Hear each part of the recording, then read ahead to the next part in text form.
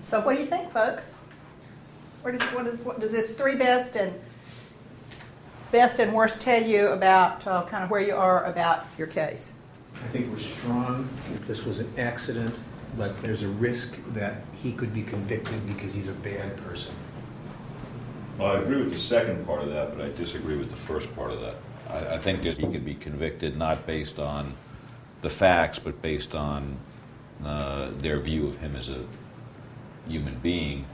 I do not think we have a strong case for accident in terms of sort of affirmatively arguing, here's why it's an accident, A, B, and C. I think we have a very strong case for arguing that it's not consistent with a beating. If I'm the prosecution, I can make a very strong argument that it's inconsistent with a fall, and I think as the defense lawyer, I can make an equally strong argument that it's inconsistent with a beating. If you were to ask me which one is strong, I think they're pretty much in equipoise. If we convince a jury that the blood and the wounds don't answer the question, you can't decide it based on that, it's a pretty damn weak prosecution case. They've got no weapon, no confession, no real motive. They've got suggestions and speculations, well, maybe he got caught being... But the reality is they don't have anything on that. As a defense attorney, you can get up there and say, we don't know what happened, but what we know is there are important things that are inconsistent with the beating. If there were equal burdens of proof, then I think both sides have a problem. I would pick the prosecution side of that.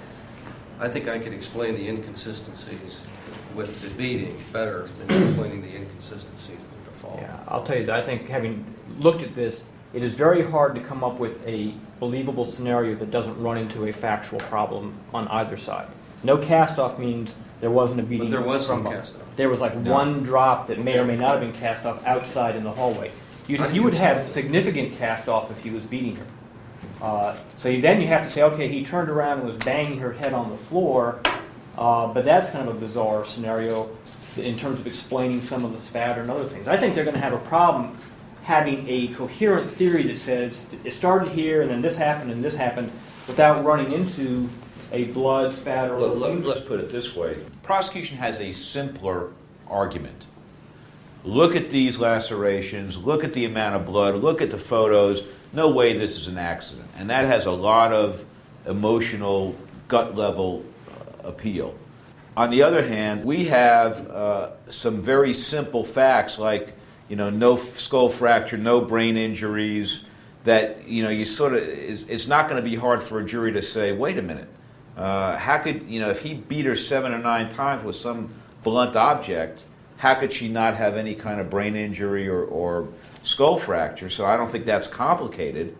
On the other hand, there are things that are just inconsistent with a fall.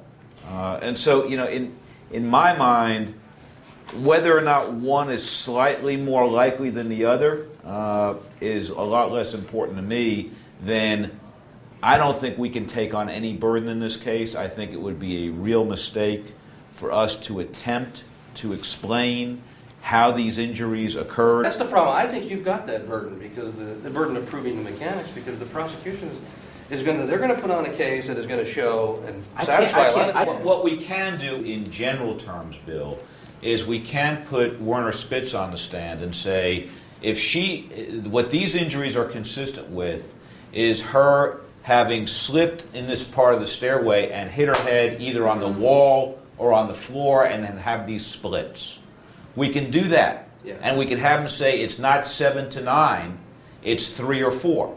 And we can have him say that, if you had blows to the head, you'd have clean edges on part of the wounds, and you don't see that here. Mm-hmm. What we can't do is to show, here she is on the 3rd step, she falls back, she hits her head on the molding, then she falls in the corner, then she lays there for 15 minutes, then she gets up, she slips again.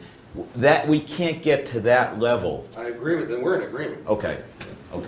The fact that we can't reconstruct the accident should not mean that we don't have to provide the jury with a plausible basis for concluding it could have happened. I'm with you. People have had experience. That's what the focus group was saying. I'm with you. You get drunk, you got drugs in your system, you're unstable, you're stressed out, it's midnight, You've been busy, you're having to go on this trip, you go tearing from the pool, oh my God, I've got to get up for this meeting, go in there, you got Wearing your flip-flops. flip-flops on, you got a million things in your mind. She goes drunkenly up the stairs, and what happened? She slips, she falls. Then you bring in people, which we haven't talked about yet, which are, like safety, stairwell, expert kinds of people, just to tell jurors, hey, look, you may have known 25 people falling downstairs and never hurt, but, 10,000 people a year fall and die in stairway accidents. Absolutely. If I was a juror, I'd really want to hear some evidence about that. About what? That a person can have been injured this badly that ultimately they die from the injury, but can go down and then get up and walk around. Something about the mechanics. The mechanics are you stand back up, but the experts will say there was no injury here that would have incapacitated her. Do we have evidence that that amount of blood is consistent with an accident? Oh, the amount from the last. Oh, yeah. The evidence will be that the scalp is probably the one part of the body that has the most blood vessels of any part in the body. And it's not like she's lying in a pool of blood that's 3 inches deep. It's just spread out. And I don't think there's going to be any question but that you can die from loss of blood from a scalp wound that's left untreated. And that is what you did die of. Yes, that's good. Blood on the wall. I was the first person to see the stairwell, and my reaction was, Oh my God, how could that God, happen? how could there be this much blood from a fall down? That's gonna be the jury's Everybody I reaction. have I shown believe that so. to, it's the splash of Oh, that it's- much it's blood. good, that's right. How You did haven't it seen something happen? like that And that's before? why. And Henry's explanation is she needed to be alive for a while, moving around in there, coughing up blood, sneezing up blood, shaking her head. You're going to have to explain that very carefully, whoever does that. Yes, you do. It's got to But be, she's cleaned up. somebody's going to have to step by step walk it through for these jurors about how the blood got to where it could be coughed up. Well, I How don't the think blood. you can get it to where it was coughed up. Not coughed up from internal. Right. That's what Basically- I thought about that driving home.